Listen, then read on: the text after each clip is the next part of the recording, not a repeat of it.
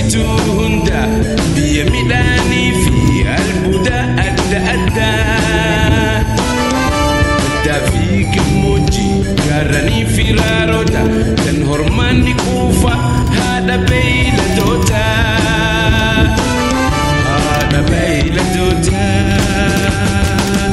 anis biyyaan qaba biyya caaltu biyya Oromiyaa heddumaan badhaatu handhuura abboodha biyya gootuuni biyya hayyuu karaa biyya beelewani biyya Oromiyaa biyya sirna gadaa ittiin beekamtu mallattoon si godha anis biyyaan qaba itti dhaadadhu biyya Oromiyaan tani jiru abdadhu haadha burqaalee fi laggeen gurguddaadha mukkeen bosonas addunyaa fakkiidha gosti shimbiroolee kan halluun faayamte binayyiin adda addaa bosona sii guute bosona sii guute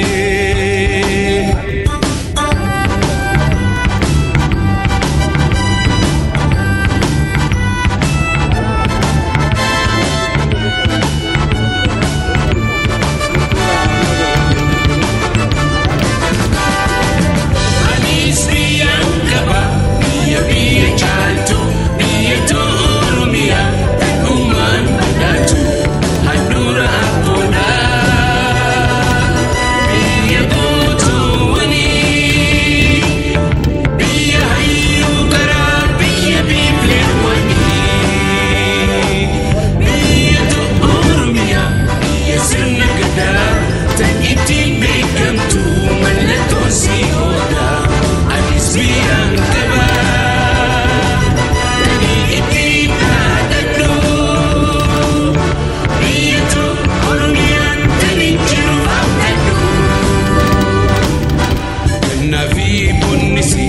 nama gammachiisa ayyoo Oromiyaan hoggayyuu ameessa ittiin bulmaanni isii seera abbaa gadaati dimokiraasiin mara ilmaan si hammatti ilmaan si hammatti anis biyyaan qaba biyya caaltu biyya Oromiyaa heddumaan badhaatu handhuura abboodha biyya gootuuni biyya hayyuu karaa biyya beelewani biyya Oromiyaa biyya sirna gadaa kan ittiin beekamtu mallattoon si godha anis biyyaan qaba tani ittiin dhaadadhu biyya Oromiyaan tani jiru abdadhu ittiin bulmaanni isi seera abbaa gadaati dimokiraasiin mara ilmaan si hammatti